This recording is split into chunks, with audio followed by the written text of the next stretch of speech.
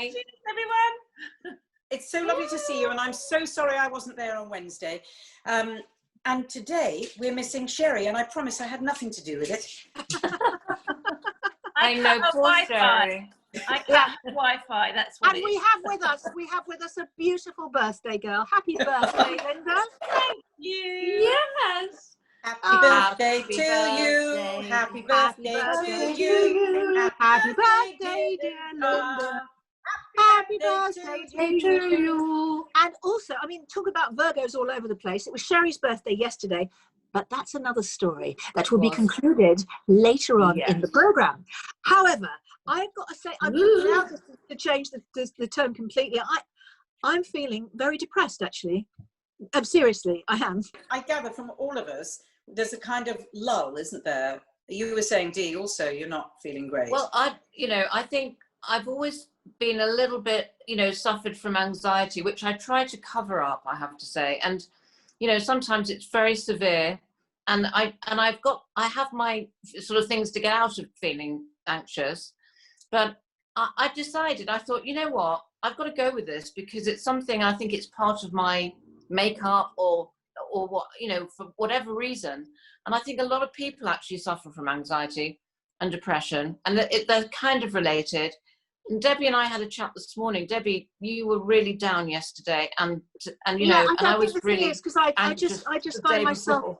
Yeah, I just find myself going to bed really, really early, like about 8:30, because I've got nothing else to do. And normally I would be in London, I would be seeing people, I'd be working, doing voiceovers or doing something.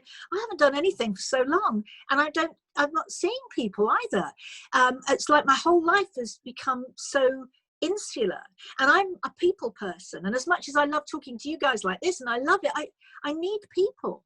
And I can't find myself people say, oh, just go out. Well, you can't just go out, can you? It's different. And I think also with the pressure of what may or may not happen, which we hear every day, the news is laden with sort of anxiety and what may or may not happen all around the world. It is a kind of subliminal stress that we're carrying kind of on a daily basis.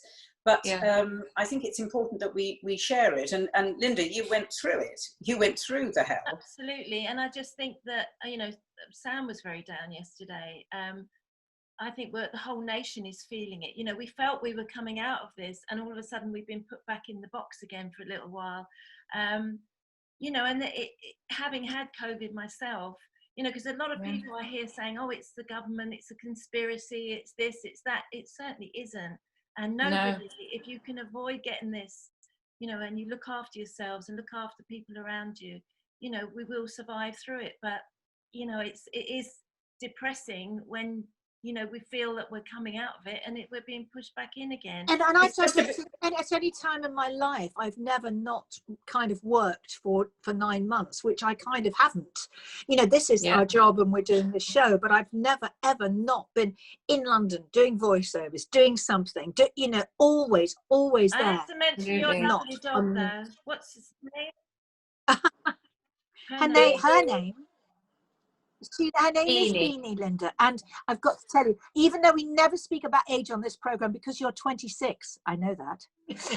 Beanie is. Can you believe that Beanie will be 11 next month? She's so beautiful. I have to come over to yours just for a cuddle with your dog. I need a doggy food. I bring her over to your house. Yes. That's the thing, isn't it? Because it's a roller coaster at the moment.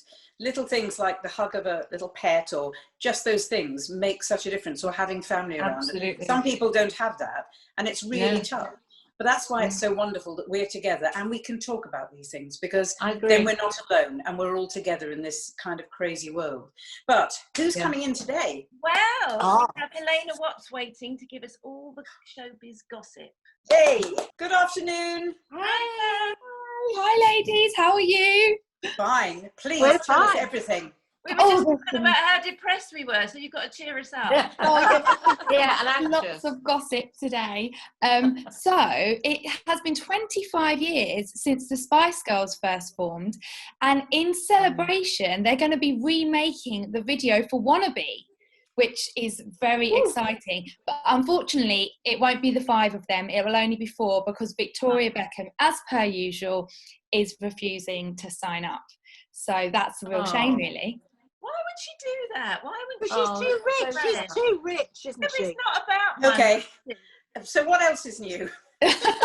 Exactly. What else is new? But it is a shame, but it's good that the rest of the girls, you know, they all did have their differences in the past, but they have managed to resolve all of that and come together. And I think, you know, people have been bored in lockdown, so of course they're going to be coming up with loads of ideas because they were meant to be on tour.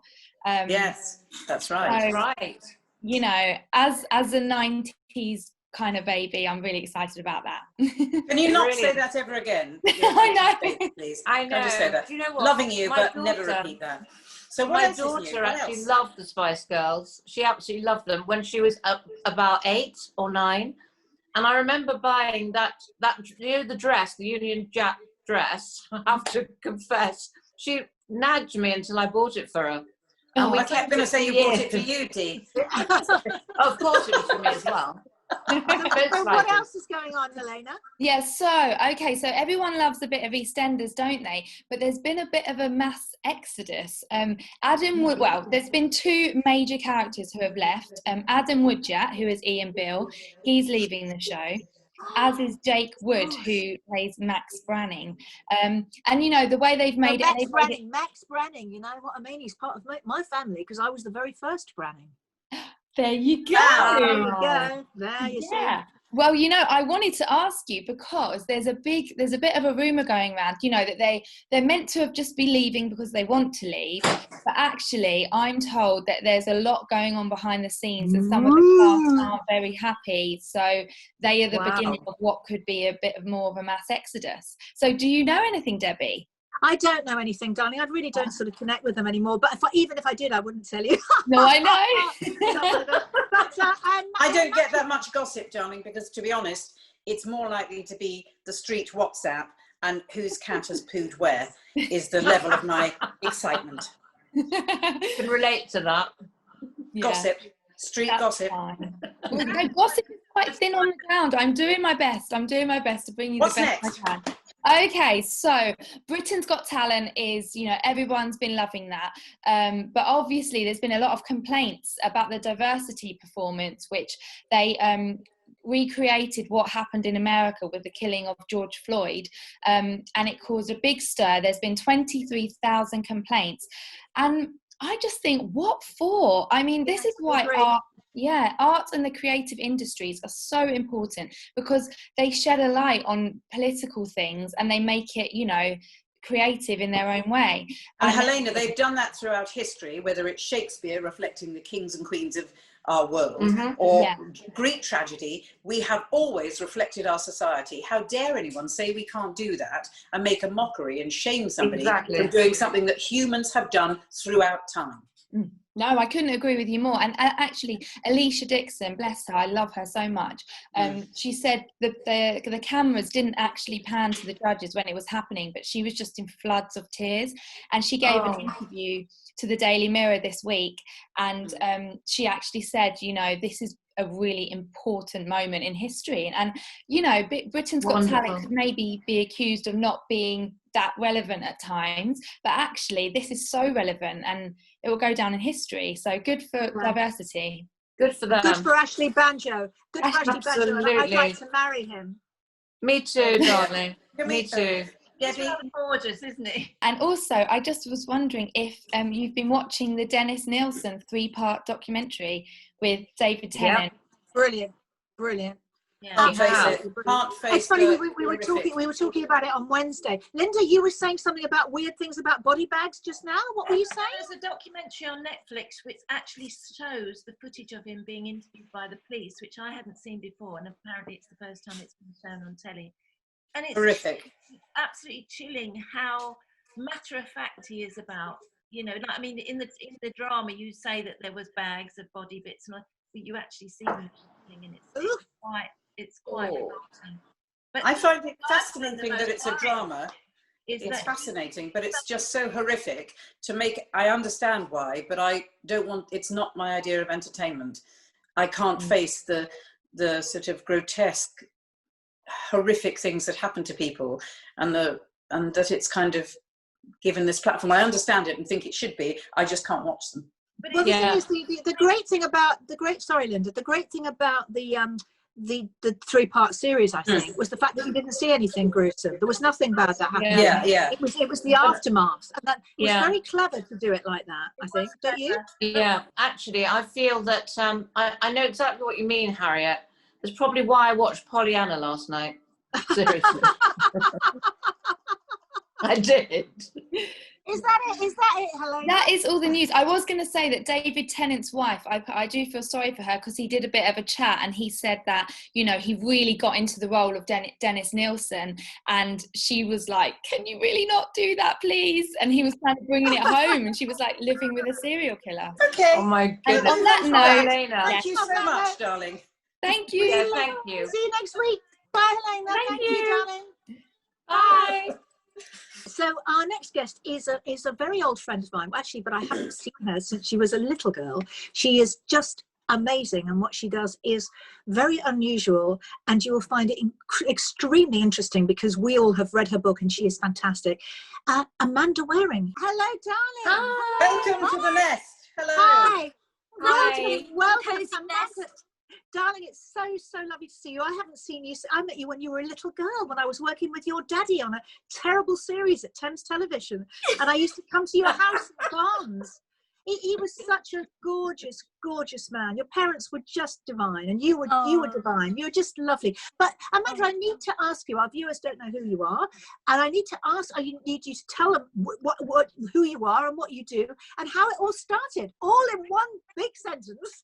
Oh my goodness. Amanda at all. Okay. Well, my name's Amanda Waring. I'm an actress, writer, filmmaker, celebrant, author, speaker, and a mother to my son Ben. So that's all in one breath. And my parents were well-known actors, Dame Dorothy Chewton and Derek Waring, and a lot of my work I do on care is in their memory and some of the difficulties that I learned from caring for them as well. So I do everything all at once. Did you care for both of them? I mean, what happened? Did your mum become ill, or your dad became ill? What happened from the transition from an actress to a carer? Yeah, well, in a way, it's all gone alongside. I mean, I've even written a show called For the Love of Chocolate when Mama died, to celebrate the understanding of when someone passes without it being completely grief-stricken. So I pour melted chocolate all over me from head to toe in my show. So that's one way that I do it, and I continue to do that every year in Edinburgh, wherever. Wow. So the understanding of looking at grief in a powerful kind of in a powerful moving through way, using chocolate is always a good idea. But no, with Mum, it was very, very tragic, because she was only 70 and she got leukemia. And she did live long enough to see the birth of my son and my brother get married, but she had so much more to give, and leukemia just took her, and she was not cared for well in hospital in any way, shape or form. So what happened was I sold my flat as a single mum to make a film in memory of my mum, which was called What Do You See? And that stars Virginia McKenna. And that film I then took to the government. I showed it at BAFTA, and I said, we have to put dignity back at the heart of care. We have to put compassion back at the heart of care, and set up the Dignity in Care campaign, which has 150,000 dignity champions. And so my work, if you like, I'm grateful that, I suppose I'm grateful on one level that Mama died, that I could do this work. I know that sounds strange, but I understand. Do you understand? It's a positive. It's a Yes, positive of course. out of something that was so negative. Amazing. Yes. Wonderful. And I would never have thought, if you'd gone back to sort of just purely acting, that this is where I would be. And so I set up Dying Matters as well with organisations. I've done things and films for Comic Relief on the difficult aspects of end-of-life care. So, and being a death doula as well, which means that I regularly care and sing to those that are dying and help them cross more gently. But every day I can do work in any of those aspects. So I might be taking a funeral, covering myself in melted chocolate and singing to someone that's dying all in one day, which is probably, a bit worrying, isn't it, really? No, but it's amazing, inspirational. And Amanda, I've just read your book, which again, everybody can relate to. I mean, I went through a lot of stuff with my husband who died and almost became his carer. And as a result, all the stuff you talk about, you don't resent them, but you just worry, and you know, the anxiety we were talking about earlier builds. And I put on loads of weight. I put on 4 stone because I was, you know, I was eating all the time and feeding him and trying to keep him alive. And it was so difficult. But every aspect of your book, somebody I'm sure can relate to. And it's just an amazing book. And how long did it take? How did you how long did that take you to write that? Because you must have gone through it yourself so much. I think that was it, and I'm quite honest in the book, you know, because I think the thing is, it's not, you know, though I talk about dignity and care and everything, you know, it's so hard when you are faced with obstinacy and difficulty and a loved one swearing and screaming at you and scratching at you. And I'm still advocating that, you know, we still open our hearts and compassionate.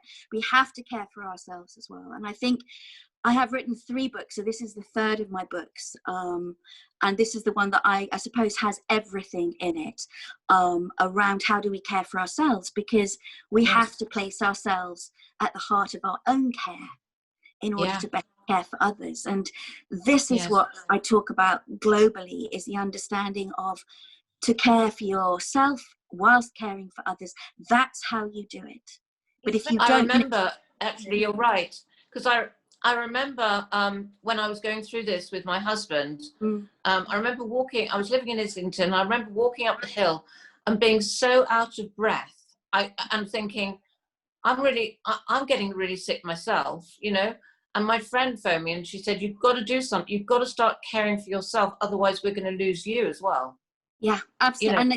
And it's common, darling, as well. And I'm so sorry, you know, you had to go through that. I went through that as well. That's why I know how important it is. You know, I got to that absolute edge of just, actually, I cannot do another thing.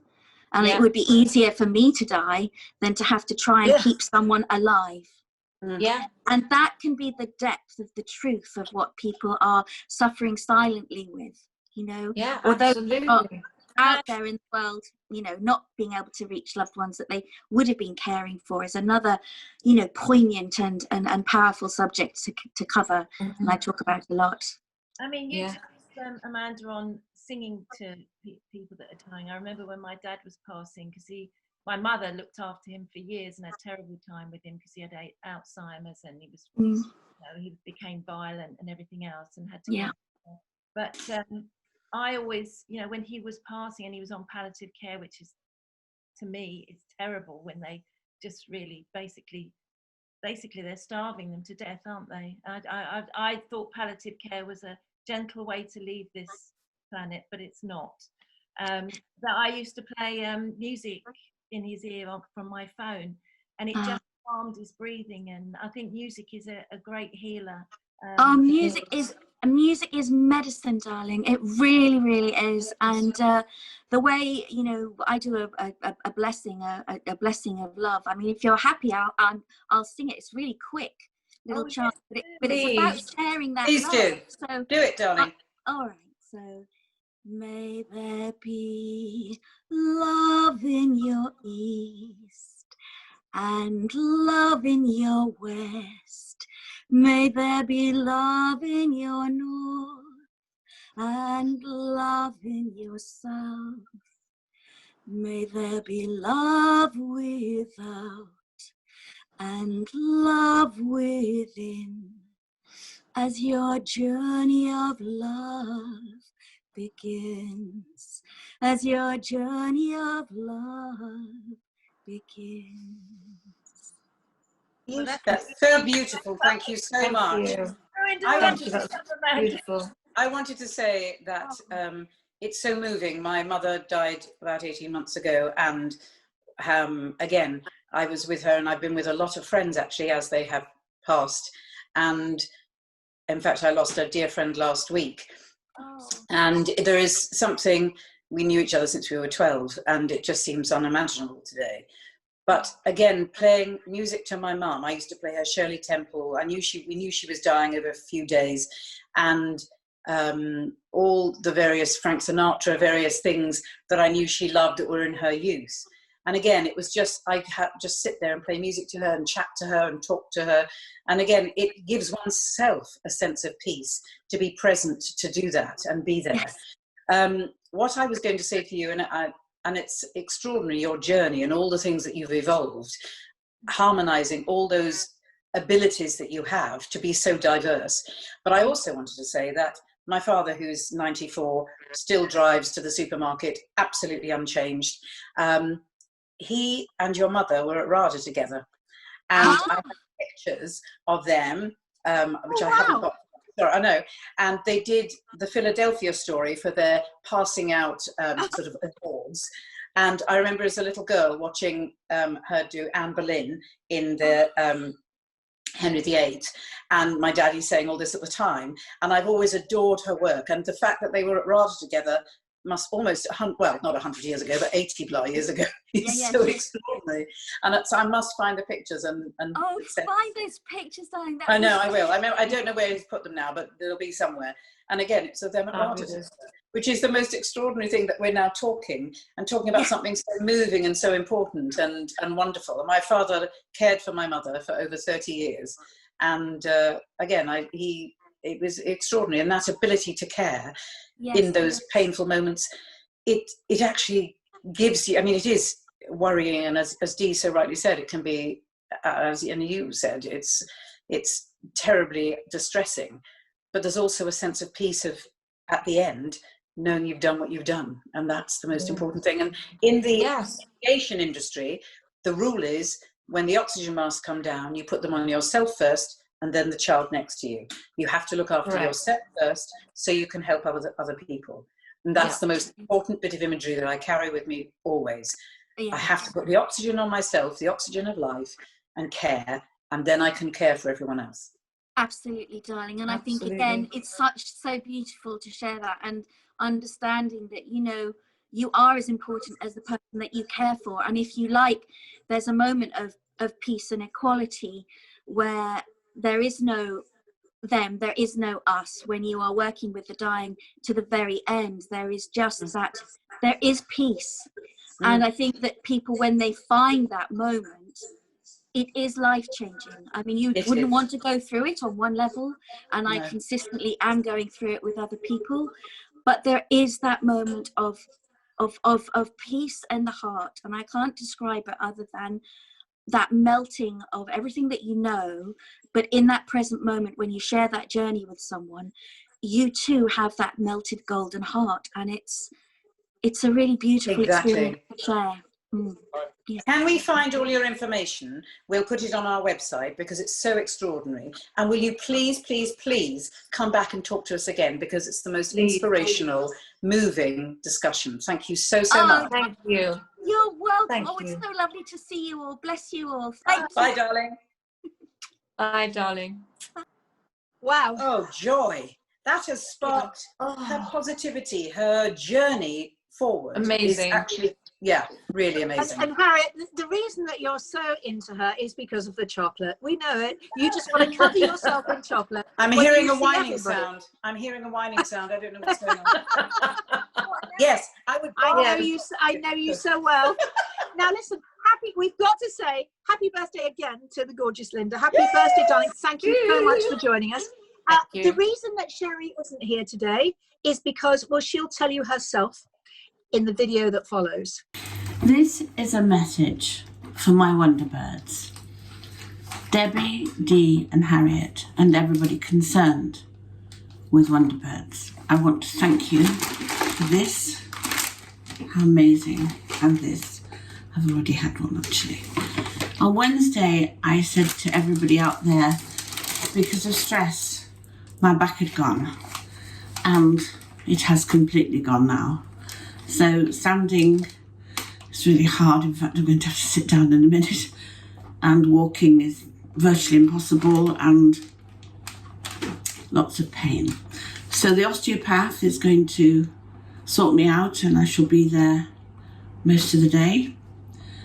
And there's nothing I can say except I am so so sorry not to be with you today because I know what you'll have done.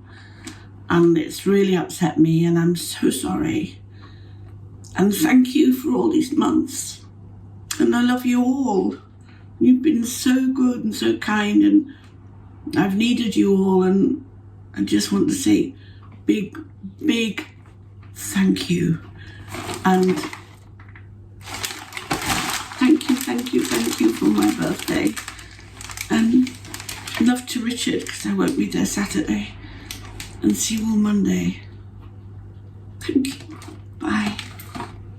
So, darling Sherrie, this is your birthday present from the Wonderbirds. Have a wonderful birthday for yesterday. And this is from all of us to you with our love. Happy birthday. Happy birthday to you. Happy birthday to you. Happy birthday, dear Sherrie. Happy birthday to you. Or as we have our own song from Dirty Dancing. I've had the time of my life. And I have the time of my life every time I'm with you. Have a gorgeous birthday. I love you so much and can't wait to see you. Happy birthday, Sherrie. Hope you're having a great day. And remember, keep on rocking and rolling. Get lost, we're closed. Happy birthday, Sherrie. I hope you're having a fabulous day. 7 decades. God blimey. You've got a few stories to tell. Listen, darling, have the most wonderful day. I'm looking forward to seeing you next week and we can get absolutely sloshed together with lots of your favourite day wine. Got someone who wants to say hello to you. Bosie. Wish Auntie Sherrie a happy birthday. Happy birthday, Sherrie. My darling Sherrie, this is a very quick message to wish you a very, very happy birthday. Loads of love. Happy birthday, Sherrie. Have a great wonderful day. Lots of love. Lots we of love love. you. Hi Sherrie, I hope you're having a wonderful, wonderful special day. Happy, happy birthday. Lots of love. Happy birthday, Sherrie! Oh my goodness. I hope you had the best day surrounded by lots of love. I know you will be because you'll have been with Keely and the grandkids and that's the most perfect way for you to spend your birthday. I know that.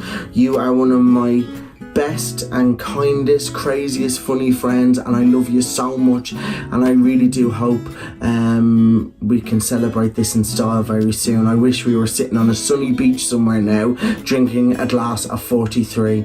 Well, I will be raising a glass to you, my gorgeous, beautiful friend. Happy birthday, Sherrie. I hope you're having a wonderful, amazing day and I can't wait to see you on the show soon, I hope. All my love and take care and have an incredible birthday. Hiya Sherrie, I believe it's your birthday today, so happy birthday and lots of love. There's just one thing I want to know. How come you're looking younger every day and I'm turning into Steptoe? Anyway, you have a good time. I'll see you very soon, yeah? Take care. Lots of love. Happy birthday, Sherrie, you gorgeous woman. I hope you have a fabulous day, just like you. Sending lots of love. Mwah! Hi, Sherrie. I just want to wish you a very happy birthday. Have a wonderful, wonderful day. You are looking amazing. And I think you're wonderful and I love you loads. And we must catch up and have a coffee soon. Happy birthday, Sherrie. We're sending all our love to you and hope you have a lovely birthday. So sorry we cannot see you, but you are welcome in my bubble anytime you want to be here. And I just want to remind you, darling, remember, 70 is the new 70. Goodbye, darling. Love you. Hello, my darling. Just a little note and a little video to say very happy birthday. I'm sorry I'm on a set and if I take this off I'll be fired, mate. So again, many happy returns. I never know what that means. What does it mean? Returns of what? You return to me, I return to you. What? Happy birthday, Sherrie. I wish we could be with you, but have a great day and enjoy yourselves. I believe you're 70 now, so I'll still take you on because you're still younger than me. But happy birthday, have a good one. Hi Sherrie, you are without doubt one of the like the loveliest, kindest, sweetest, most beautiful souls that we have ever had the good fortune to meet and to call our friend. And on that basis, we are wishing you, such an incredible lady, the most incredible birthday. Not just an incredible one, the best that you have ever had. And I hope all your wishes come true. I hope your future is amazing and you get a bit of hot stuff. In fact, you're probably knocking at your door all the time. You're probably batting them off, aren't you? Anyway, listen, have the best birthday ever. Yeah, much love from us. Happy Bye. birthday. Hello, Sherrie, my little simple cabbage. Now, little bird tells me you've reached the big 7-0. 70 years old? I don't believe it. Still, in our minds, we are still but spring chickens, and the world is our lobster. Anyway, lots of happy memories, and here's to good times ahead and gallons of 43. Cheers. Well, hello, Sherrie. I'm outside the Pink House here in Benidorm. Some lovely memories here, and hopefully some more to come when you eventually get over to Spain again. Sending you lots of love on your, it can't be 70th, must be about 50th birthday. Have a brilliant time. Wish I was with you, and see you soon. Lots of love from Darren in Spain. Bye.